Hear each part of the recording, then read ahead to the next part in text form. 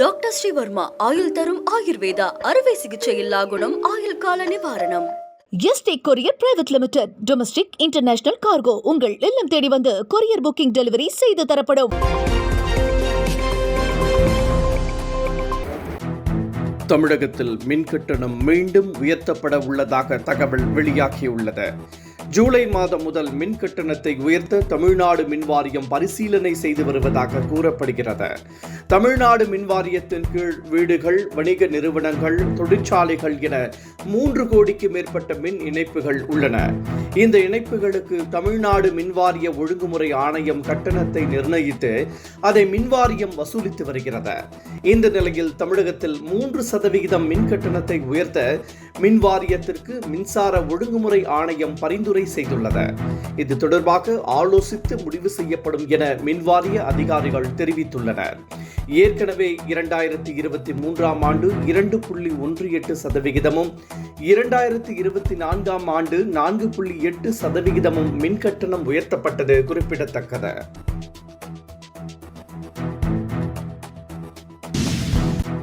திமுகவில் தேர்தல் பணியாற்ற ஏற்கனவே 7 மண்டல பொறுப்பாளர்கள் நியமிக்கப்பட்டுள்ள நிலையில் அமைச்சர் MRK பன்னீர்செல்வம் தலைமையில் 8வது மண்டல பொறுப்பாளர் நியமிக்கப்பட்டுள்ளார். 2026 சட்டமன்ற பொதுத் தேர்தலில் 200 தொகுதிகளை திமுக கூட்டணி கைப்பற்றி மீண்டும் ஆட்சி அமைக்கும் என முதலமைச்சரும் திமுக தலைவருமான MK ஸ்டாலின் தெரிவித்திருந்தார். இதற்காக திமுகவின் களப்பணிகளை அவர் முடுக்கிவிட்டுள்ளார். தேர்தலுக்காக ஏற்கனவே 7 மண்டல பொறுப்பாளர்கள் நியமிக்கப்பட்டுள்ள நிலையில் தற்போது அமைச்சர் MRK பன்னீர்செல்வம் 8வது மண்டல பொறுப்பாளராக நியமிக்கப்பட்டுள்ளார். கடலூர் கிழக்கு, விழுப்புரம், காஞ்சிபுரம் தெற்கு ஆகிய மாவட்டங்களுக்கு அவர் பொறுப்பாளராக செயல்படுவார் என திமுக தலைமை கழகம் அறிவித்துள்ளது.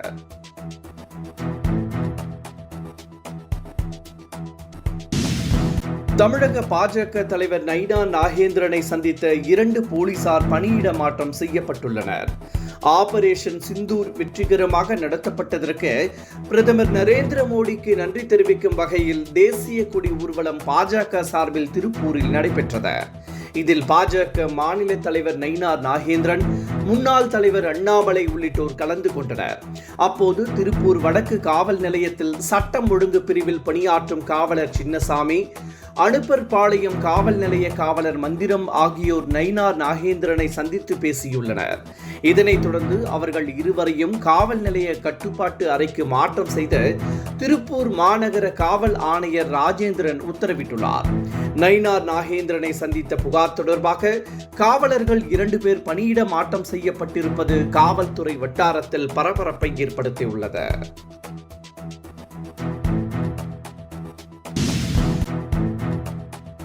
கொடைக்கானலில் வரும் 24ஆம் தேதி மலர் கண்காட்சி தொடங்க உள்ளது. மலைகளின் இளவரசி என போற்றப்படும் சுற்றுலா முக்கியத்துவம் வாய்ந்த இடமாக கொடைக்கானல் திகழ்கிறது. இங்கு ஆண்டுதோறும் சீசனின் போது ஆயிரக்கணக்கான சுற்றுலா பயணிகள் வருவது வழக்கம். அவர்களை மகிழ்விக்க மலர் கண்காட்சி உள்ளிட்டவை நடத்தப்பட்டு வருகிறது. இதன் அடிப்படையில் இந்த ஆண்டு ஏற்பாடு செய்யப்பட்டுள்ள மலர் கண்காட்சி வரும் 24ஆம் தேதி தொடங்கப்படும் என திண்டுக்கல் மாவட்ட ஆட்சியர் அறிவித்துள்ளார். இந்த கண்காட்சி ஜூன் 1ஆம் தேதி வரை என 9 நாட்கள் நடைபெற உள்ளதாக தெரிவித்துள்ளார். மேலும் கோடை விழாவையொட்டி நாய்கள் கண்காட்சி, படகு போட்டி, வாத்து பிடிக்கும் போட்டிகள் உள்ளிட்டவை நடைபெற உள்ளதாகவும் தெரிவிக்கப்பட்டுள்ளது.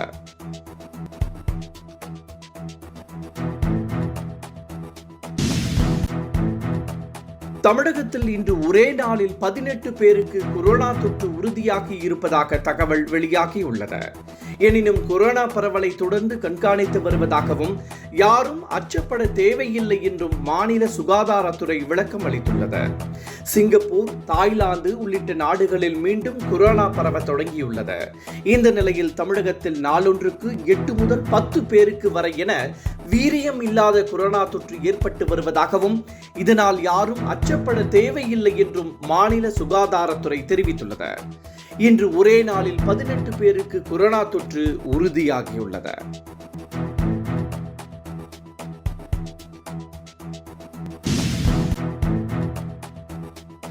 தமிழகத்தில் திமுக அமைச்சர்கள் மீது அமலாக்கத்துறை தனது பிடியை இறுக்கியுள்ள நிலையில் அடுத்து அமைச்சர் சக்கரபாணியை குறிவைக்கப்பட்டுள்ளதாக தகவல் வெளியாகியுள்ளது. மத்திய அரசின் அமலாக்கத்துறையின் நடவடிக்கை செந்தில் பாலாஜி மீது பாய்ந்தது. இதன் மூலம் அவர் தனது பதவியை இழந்தார். இதேபோல் பொன்முடி, ஜெகத் ரட்சகன், துரைமுருகன், KN நேரு உள்ளிட்டோரையும் அமலாக்கத்துறை டார்கெட் செய்துள்ளதாக கூறப்பட்டது. இதன் உச்சமாக டாஸ்மாக் MD விசாகன் அமலாக்கத்துறை அதிகாரிகளால் தீவிரமாக விசாரிக்கப்பட்டு வருகிறார். இந்த பட்டியலில் அடுத்து அமைச்சர் சக்கரபாணி தான் உள்ளாராம். இதற்காக உணவுத்துறையின் டெண்டர்கள் தொடர்பான விவரங்களை அமலாக்கத்துறை அதிகாரிகள் தோண்டி துருவி வருவதாகவும் தகவல் வெளியாகியுள்ளது.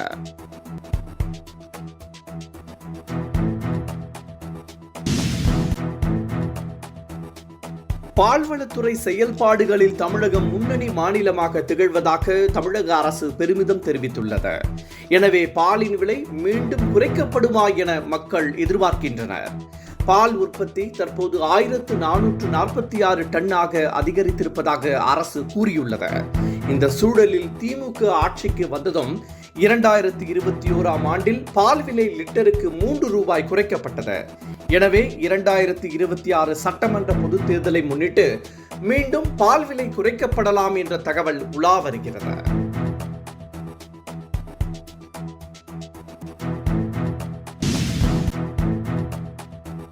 ஐரோப்பிய GT4 கார் பந்தயத்தின் போது நடிகர் அஜித்குமார் ஓட்டிச் சென்ற கார் விபத்தில் சிக்கியது. அவர் ஓட்டிய காரின் டயர் வெடித்து புகை கிளம்பியதால் பரபரப்பு நிலவியது. உடனே சுதாரித்துக் கொண்ட அஜித் காரை நிறுத்தி விபத்தை தவிர்த்தார். மேலும் அவருக்கு எந்தவித காயமும் ஏற்படவில்லை. கடந்த சில வாரங்களுக்கு முன்பு அஜித்தின் கார் ரேசின் போது விபத்தில் சிக்கியது. இதில் அஜித்குமாருக்கு எந்த பாதிப்பும் ஏற்படவில்லை என்பது குறிப்பிடத்தக்கது.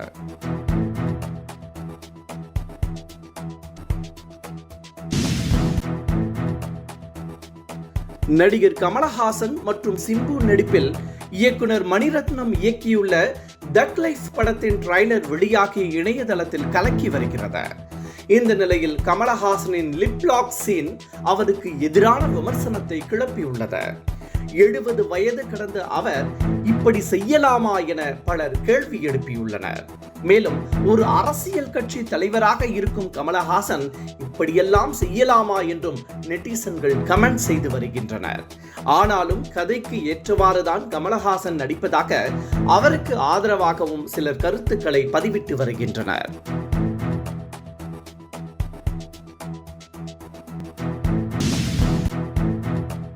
இந்தியா பாகிஸ்தான் இடையே போர் தேவையில்லை என நடிகர் விஷால் தெரிவித்துள்ளார்.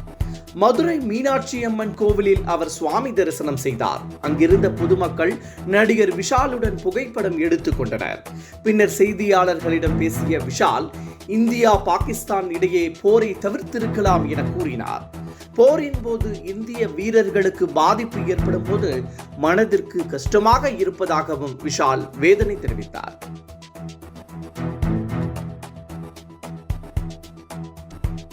டாக்டர் ஸ்ரீவர்மா ஆயுள் தரும் ஆயுர்வேதா அறுவை சிகிச்சை இல்லா குணம் ஆயுள் கால நிவாரணம். ST Courier Private Limited Domestic International Cargo உங்கள் இல்லம் தேடி வந்து கொரியர் புக்கிங் டெலிவரி செய்து தரப்படும். French Express Courier Private Limited Domestic International Cargo உங்கள் இல்லம் தேடி வந்து கொரியர் புக்கிங் டெலிவரி செய்து தரப்படும். என்றும் உங்களுடன் மை இந்தியா. முக்கிய செய்திகளை உடனுக்குடன் தெரிந்து கொள்ள சப்ஸ்கிரைப் பண்ணுங்க, பெல் பட்டனை பிரஸ் பண்ணுங்க. என்றும் உங்களுடன் மை இந்தியா.